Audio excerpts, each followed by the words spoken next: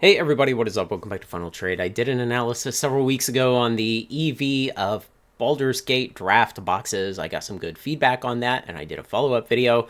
I was working on some other stuff this morning and decided to go ahead and make this video because I was already doing this analysis. I thought I would share it with you all and just show you a little bit of what goes into data analysis, model building, things like that. So what I was doing was basically a low-effort validation of MTG Box Sim's model of Baldur's Gate draft boxes. So what I'm trying to figure out is their model and the way they're simulating these boxes at least reasonable? Now, you can do a full verification and validation of a math model, and you can spend considerable effort, and in the end, you can be close to certain. I won't say certain, but you could be much more close to certain that the math model is correct. But that bar gets really high really fast, and the amount of additional effort you have to put into it at every step to become just a little bit more certain increases exponentially. And so what I'm doing here is kind of a sniff test, you might say. Just some basic numbers, measure some things, and see, does this look like it's kind of making sense? And so I have this spreadsheet where I've been working. I'm going to walk you through what all this crazy nonsense looking stuff is, explain it to you so you can follow on, and then I'll explain my results. So what I've done is I would come in here and I would generate a new box. And of course I have the filter here set to all cards because I need it to show every single card. And then what I would do is I'd come all the way down the page, load all the images of the card, and then I would simply grab this and I would highlight, and I would start moving down the page, and I would highlight all this data, everything for every card that it simulated in these boxes. And then I came and pasted them in to these columns. So each one of these columns is a different simulated boxes worth of data that I generated on MTG Box Sim. I arbitrarily chose 3 boxes just because, again, we're doing kind of a low effort validation, looking to see, does this make sense? Does it at least pass the sniff test? That look like maybe the way that they are generating boxes is not too wrong, because as we say in simulation, all models are wrong and some of them are useful. So I did that 3 times. I put 3 different boxes in here. And on the first one, you can see that this line of add to card is missing. I was coming through kind of trying to think, how can I clean up these data so I can start making measurements from them? So I did a find and replace and just changed that to nothing. And then I realized, yeah, I don't really need to do that. So that's why those cells on this 1/3 column are different. This was actually the first box I pulled in, and then I kept adding new columns to the left and putting the new generated boxes of data in them. And so an interesting thing you'll see is if I highlight this spot that says Displacer Kitten, then up here it says Displacer Kitten, but if I come one cell down below, it says Displacer Kitten again, and it's just in a font that's the same as the background color. But the important thing is that for every card, it has 2 cells that say the name. That's going to be important in a moment. So then I came over to Scryfall, really, really great site for this kind of stuff, and I told it, hey, give me a checklist of every card in Baldur's Gate.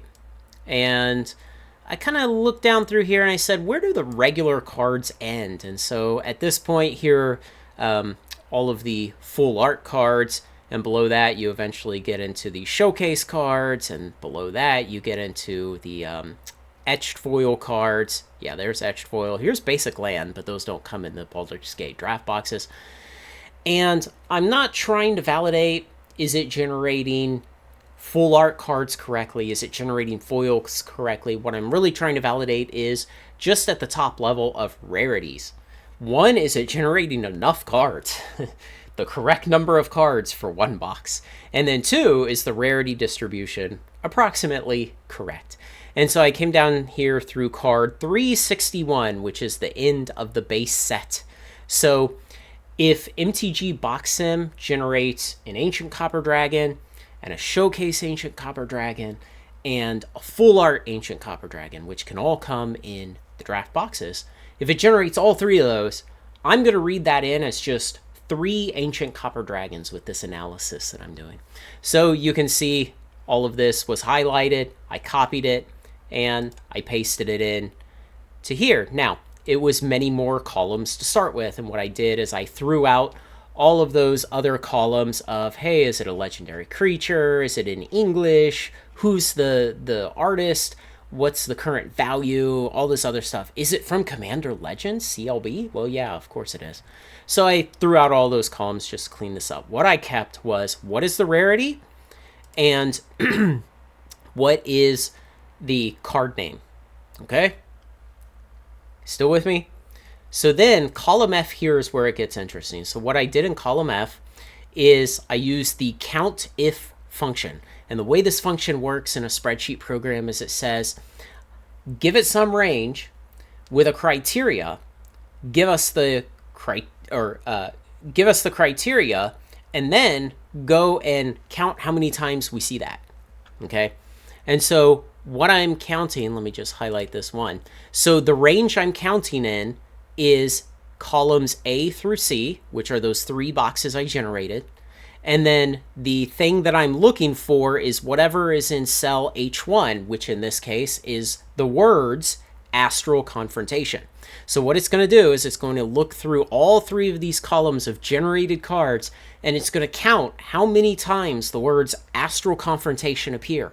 And now the keen-eyed among you noticed I divided by 2. I divided by 2 because, again, wherever you have a card, you have 2 cells that list the name of the card, but it only generated it that one time. So I divide by 2 when I count up how many times it appears. So this column F here is how many appearances of each of these cards did I have across the total of these 3 generated boxes. And so the first thing we can do is we can just kind of look at these numbers. Do they kind of make sense? Well, for commons, yeah, 3, 8, 10, 12 on some of these. Yeah, those are about reasonable numbers. If you open 3 draft boxes, you get about that many. Then we get in here to the mythics, and we say, are these numbers about right? If I open 3 draft boxes, yeah, some mythics I won't get. A bunch of them I'll get 1 copy of. Is one there, the Battle Angels of Tyr, there were 2 copies of. And then again, on to the rares. Do these numbers just kind of make sense? And yeah, they reasonably do. Some rares you don't get any of. Maybe one of these, there was a 5, I think. Yeah, Archivist. It's a good one to get 5 of. And then we come down finally to the uncommons. Why is Faceless one a rarity of special? Why is that? I need to look into that.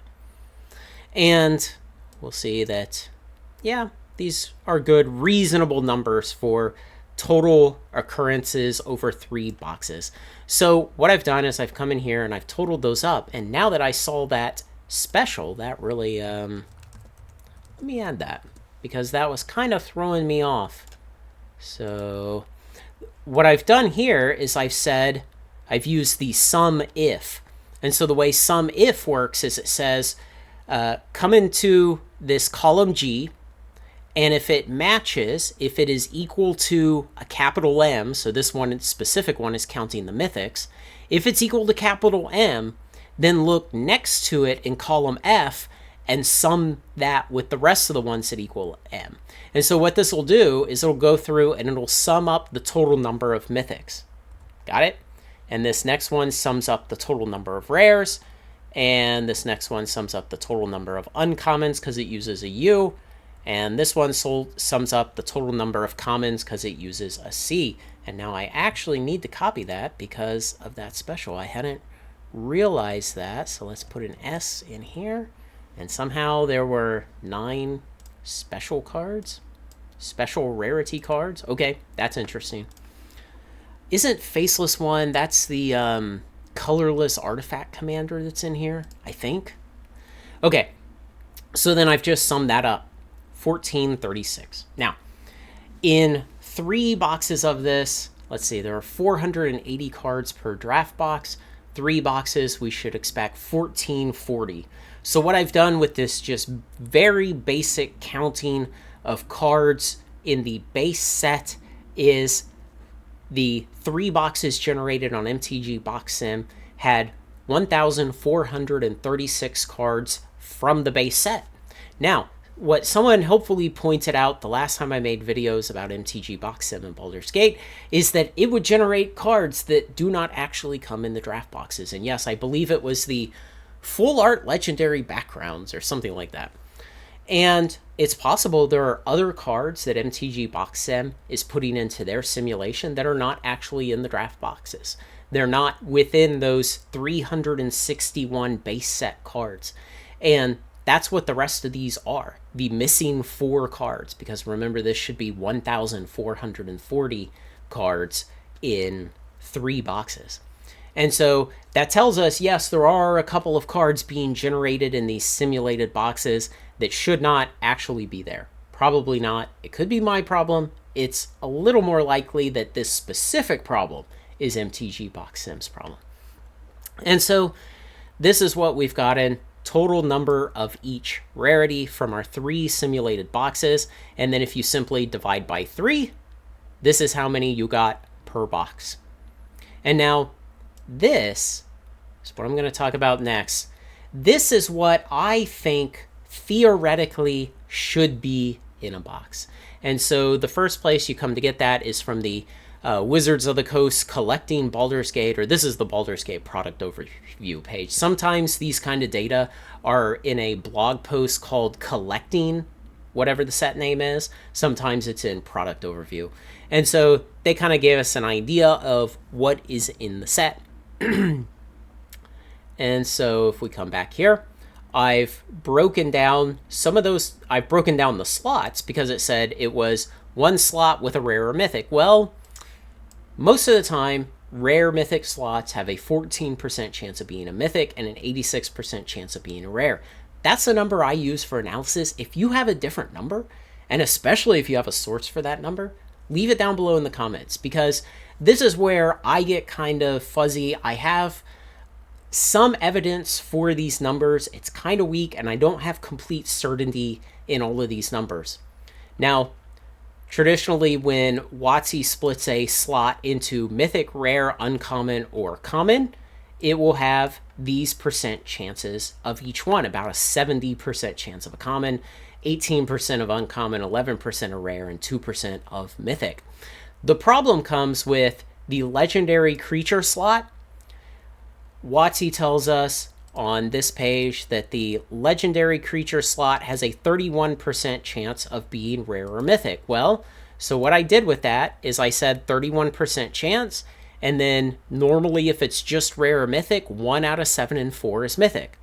And so for the rare, I said 31% chance and 6.4 out of 7.4. That's a guess. I think that might be approximately right. If you've got better numbers, or Mark Rosewater, if you're watching this, send me an email. Let me know what these actual numbers are. And then I took the remainder 69%. Now we know that 69% is correct because, again, over here, it said you had a 31% chance of being a rare or mythic, and these legendary creatures and planeswalkers only come in uncommon, rare, and mythic. So we know 69% of the cards in this slot are uncommon. Same kind of thing going on here. Over on this page, it says rare in 1 of 12, and the legendary backgrounds we already know are common, uncommon, and rare only. There are no mythics, so we know 1 in 12 is a rare, and of the other 2, we split them with a uncommon chance of 17.6 out of 87.6, and a common chance of 70 out of 87.6. And again, that's just assuming that if these are the values when it's split mythic, rare, uncommon, common, well, if we just split it this way, it'll keep these same ratios to each other. Again, that's an assumption. If anybody's got data or knows of a good analysis that ever established how WotC exactly does these, especially how they did them for Baldur's Gate, and specifically for Baldur's Gate draft boxes, let me know. But I want you to understand there's some uncertainty here. These are values I've collected over time from different analyses, from all kinds of different sources. They're the best I've got. So what I did is I just multiplied each of these by 24, and I said in a 24-pack Baldur's Gate draft box, here's how many of each of these things you would get. And then I added them up. So I added up all the mythics, all the different rares, all the different uncommons, and all the different commons. And again, this glosses over, well, which ones are legendary and which ones are legendary creatures and which ones are foils. You kind of lose that information on how many foils you have. Again, I'm not specifically trying to validate the number of foils that MTG Box Sim claims you will get, even though it should be one per pack. So it ought to be pretty easy. Maybe I'll go back and do that in a bit. Now, what I got was that you should expect to get 4.7 mythics per box. And in 3 simulated boxes, I got 3.7 mythics per box. That's pretty good. I should expect to get 31.8 rares per box. And in my 3 simulated boxes, I got 31. That's pretty good. I'm happy with that. 97.2 is what you expect for uncommons. I got 105.7. That's a bit off. Maybe I have a problem right here because, again, I'm assuming this specific ratio, 0.18 to 0.7 uncommon to common ratio, when you have those two in a slot. Again, I don't know if that's correct or not. It seems that the results are close. And commons 346.4 is what you expect, and I generated 335.3. And again, some of these slots, you know, in some boxes, they could be a mythic. Much more often, they'll be a common. That can slush around those common numbers much more than it slushes around the mythic number. Again, that's why we see 4.7 expected mythics per box, and I generated 3.7. So what I would say in conclusion is it looks okay. What I would say is we cannot outright say that MTG Box Sim is doing this wrong. We know there are some deficiencies in the way it generates these boxes. We know that they are including the full art legendary backgrounds that they should not. There are 4 of those in the set, and the most expensive one I think was $8, something like that. There was suspicion previously that they maybe weren't including the rare legendary backgrounds at the correct 1 in 12. You know, the most expensive one of those is like 25 cents or something, so it's not a big deal. I think what this means is MTG Box Sim's model of how they generate Baldur's Gate draft boxes looks good enough. Good enough. And so remember, in modeling, in data analysis, in statistics, you always have to be cognizant of how uncertain you are about your methods, about your understanding of a problem, about your ability to measure it, to model it, to draw conclusions from it. And then ultimately, you must balance that against how much you risk on the knowledge you gain from that model. You could have a model that is very poor, that has high uncertainty. And as long as you're not risking much on it, it's okay. I mean, that's basically like your weatherman's forecast. He's going to give you the chance of rain tomorrow, and you're going to decide whether you're going to have a picnic or not. And if you're wrong, well, you stay home and you eat in your dining room instead of eating at the park. So you always want to be balancing the ultimate risk and what you are betting on the outcome of a model against how certain you are. MTG Box Sim's Baldur's Gate model looks pretty good, I think. So I'm going to keep using it. Let me know if you see any problems with this analysis, if you have anything to add, any other data, questions, whatever. Let me know. Thanks to everyone who makes this content possible, especially my patrons. Like, comment, share, and subscribe, and join me on Final Trade.